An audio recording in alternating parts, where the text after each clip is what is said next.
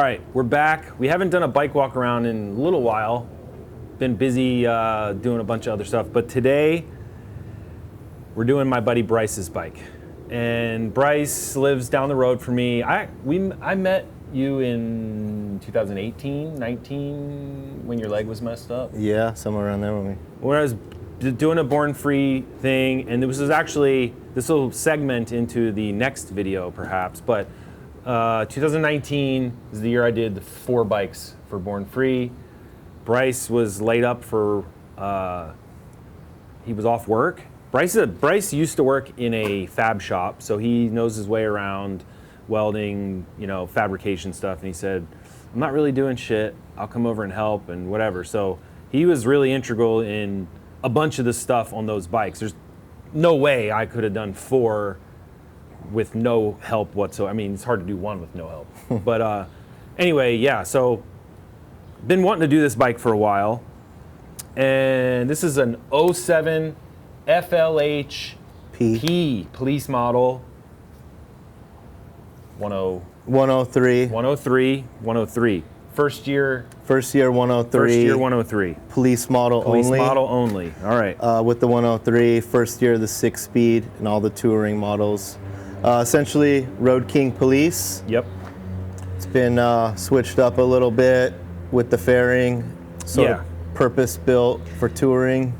Bryce, now I'm going to say this.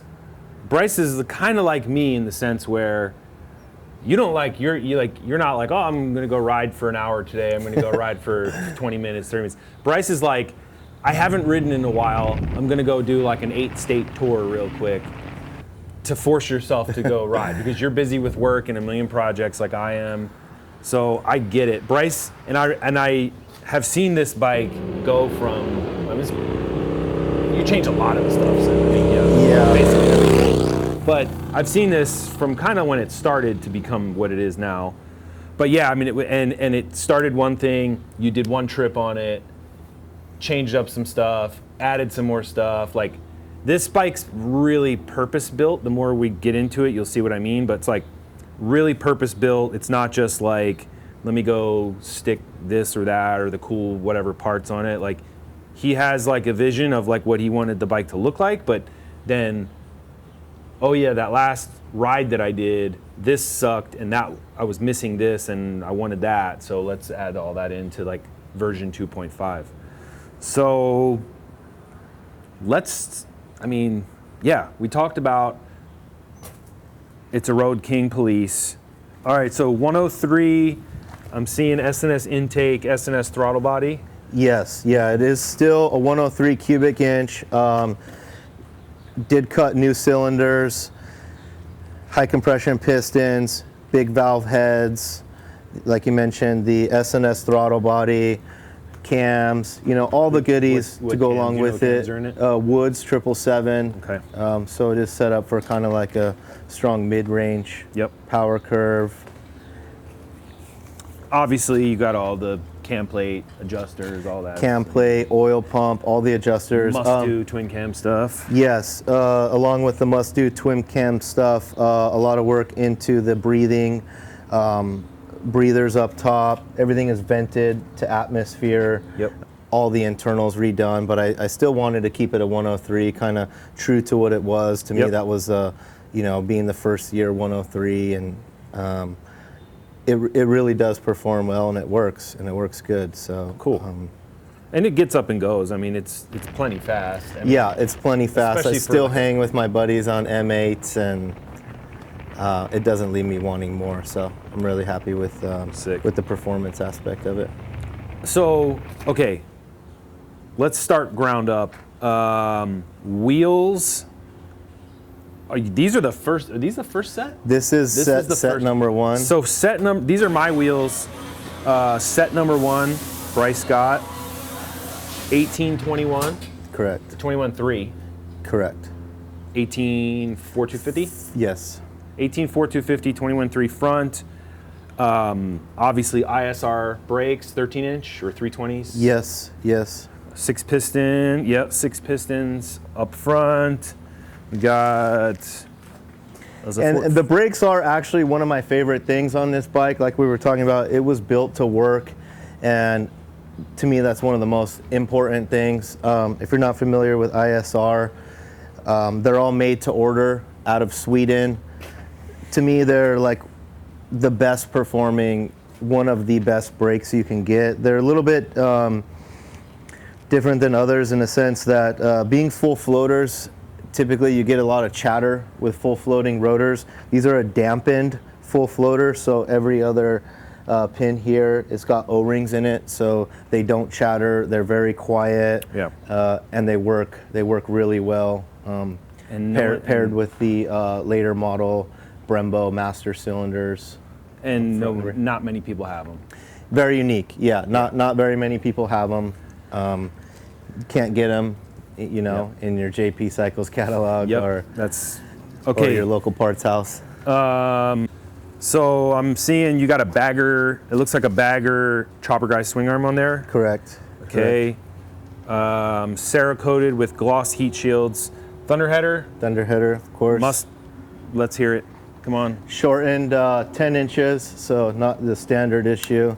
You shortened it? Yeah, I did shorten it, move the mounts and such. But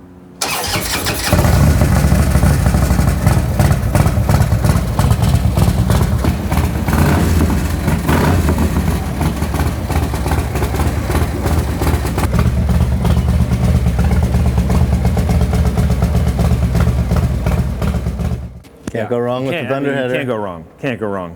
What else can you say about that? Obvious question. FXRP style fairing on the front. Yes. This one is. This one's proportioned a little bit differently for the bagger front end. It's actually wider than your standard FXR fairing. Proportioned more like a road glide fairing. This is actually a road glide windshield as well.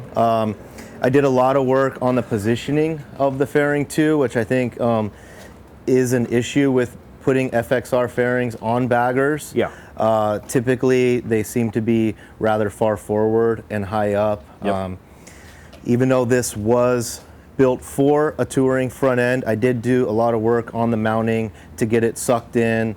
I sectioned out a lot of the backside to get it tucked in real tight to the front end, and still utilize the cowbells and the factory nacelle.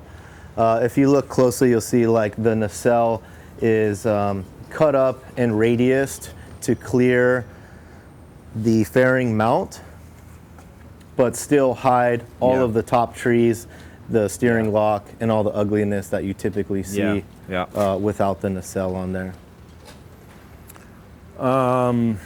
Let's go back to comfort for a second. MJK bars and risers, or what are those? These are actually Kraus. Kraus risers. Yeah, the controls are another thing that I spent a lot of time on, getting all of that dialed. I used 2 different sets of Kraus risers to get the right height and pull back positioning right where I wanted it. And you know, one of the good things about Kraus, they are very expensive, but I feel that the design is really top tier with all of the bushings up in the top of the you know, riser position versus down at the top tree, so you don't have all that leverage on your risers. So they work really well for vibration. And I remember you you were over here like machining and cutting and grinding and everything. So yeah, dude, you got Dakotas here, radar detector, all your mini LEDs down in here. Hold on, let me just turn it on real quick. Oh yeah, it looks sick. And quad lock charging. Here, let me see your phone, dude.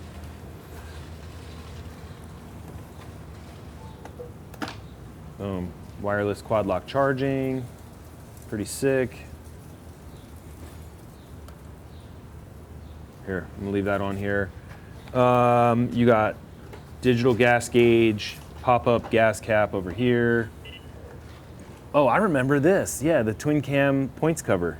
Yeah, that is. It's a twin cam points cover, machined, and you made a plate and all that stuff for this to take up the space where the old gauge used to be. Right. Aftermarket dash, a little more streamlined. Yep. Than the factory. And you got Brembo hand controls, obviously, Nest Mini stalkers. You got your heated grips. You got control for heated grips. Oh, dude, that thing's buttery. Baker. Yeah, paired with the Baker clutch cover. Baker clutch hydraulic, cover. of course. Yeah, this thing looks sick. And then your dimmer knob for the lights is over here on the side. Yeah, in the dash there. Sick. You can't go wrong. I think everybody that does cross-country trips should have a radar detector. They work so well in the middle of nowhere, and it's really saved me countless tickets. Countless tickets. So yeah, it's all quick release. I did build the whole gauge pod, the mounting setup. It kind of sandwiches in between the risers there. It's got a quick release ball there on top, so I could remove the radar detector in the rain while I'm riding, and you could put other attachments on there if you'd like, GoPro mount, etc. Renthal PMs? Avons. Yeah, Straight Avons. Heated grips. Oh, heated, yeah, duh. Yeah, heated grips. We got the controller right here. Back to the touring aspect of it and purpose built. Those are the kind of creature comforts that are nice to have on the road trips. Absolutely. Paired with a heated seat as well. Oh yeah, I forgot. Yeah, you got the heated Corbin. Yeah, it is a switch down Corbin. here. And you have two different setups, right? Yeah, I do have another setup. This is the touring setup. I actually just got back from a trip to Colorado here last week, so it is still kind of in the touring form with the solo Tour Pak mount.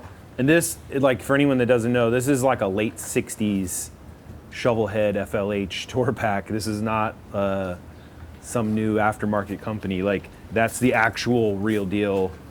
Yeah, this was an NOS Tour Pak that I found. And it's quick release. It is all quick release. And it's also what the police Tour Paks are based off of as well. They're a little bit different mold with the standoffs for the police lights and such, but the silhouette is the same as a police box. And then obviously, you got to have matching there. Yep. Another custom pad there, done by Corbin as well. And then you took the police hockey pucks off and added these one touch. Yes, yeah, my buddy Adam Weber that did all the paint, filled all the extra holes in the bags. He's got his USB back here too, all hooked up.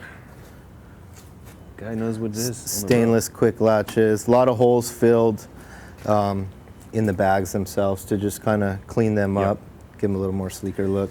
So we got over here. I'm looking underneath. You got a Baker +1 oil pan. Yeah, billet +1 pan there.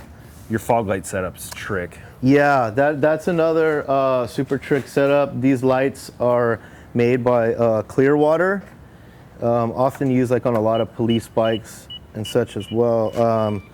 They're on a dimmer. Let's see if we can get that going here. So I do have a little dimmer knob set up here on the dash, and they will go full bright with either the horn button or the high beam switch. Nice. As well, so they got a little relay for that. Sweet. And again, makes all the difference when you're riding at night through the middle of nowhere. Absolutely, yes. I know you got like speakers in this, but I know you also don't even use it. I really don't use it. The fairing came with the speaker holes, so I had to fill them. Factory Harley, Rockford Fosgate speakers. There is a JL amp tucked up under the fairing with a Bluetooth unit. So it just Bluetooths to your phone like a normal Bluetooth speaker with no head unit for a clean setup. Yeah. Your fillers back here. Yeah, so this is a factory Street Glide filler panel here that I modified. They did come with about like 3 or 4 rows of LEDs here. I kind of trimmed that up to shorten it up a bit. There were also antenna holes. Yeah, antenna holes on both sides and a plug on the other side. Those were all filled and cleaned up. That's a Street Glide tail light bar, turn signal bar, low profile tail light. This Road King came stock with the wide ones. Yeah, with the big wide tail lights. And man, that plate looks illegal. That's very expensive license plate. So I did that setup before you could actually order a black and yellow plate from the DMV. I had it powder coated and pinstriped yellow. Just got a ticket for it last week, $1,000 in case you're curious. So the front end is 1 inch under with... Front end is 1 inch under stock length with progressive internals. And then you got Öhlins in the remote rear. reservoir or No, single? Okay. no reservoir. No res, okay. Yep. No res Öhlins in the back. Everything's powder coat, I mean ARP everywhere, obviously. You don't do this type of build without going full bore, ARP, matched everything, Yes. et cetera, et cetera, et cetera. Like it's redundant to even say it at this point. But this bike, like, you know, my favorite thing about this bike is like, and we talk about this all the time, is like, there's nothing on this bike that you could order right out of the catalog. Like, there's a million bikes riding around with XYZ, expensive parts, blah, blah, blah, blah, blah. But like, guess what? I have a credit card. I can go buy the same parts and I could have the same bike as you tomorrow. Something like this, like, you can't. You just can't. Like, there's so many little details and stuff and little things that aren't made to go together that go together, and Absolutely, all yeah. of that. Even the parts that are catalog part, almost every one of those has been cut up, machined, modified. You know, like I said, several sets of Kraus risers paired together, modified for this gauge setup. The floorboards were not for these early model baggers. All of the spacers, everything had to be machined to work. So yeah, there's not a lot of off-the-shelf parts that haven't been touched. Can we, while on camera, could we get an ETA on your FXR build? It's what? How many years in the making? You know, it's second behind the only other longest FXR project I know that is somewhat finished by none other than yourself. It's you know, mine's on 2 wheels on the ground and it starts. I'm lighting the fire under his ass because he's been working on an insane FXR project for a long time, like a long time. And I really want to see the thing done because it's like, it's not a bolt together FXR. It's pretty sick. So, and I always go to his house and go, he'll pull out a part and say, oh, look, I just got this. I think I want to try to use this. And we'll bounce ideas. And I'll say, oh, what if we change this or did that? And oh, fuck, okay, you just messed my head up. All right. So yeah, it's just constantly going, but I want to see that thing done. So hurry up. Yeah, it's coming. I won't say coming soon, but it's coming. It's happening. All right. Well, thanks for doing this. Let's go get some lunch. Let's do it. All right, dude.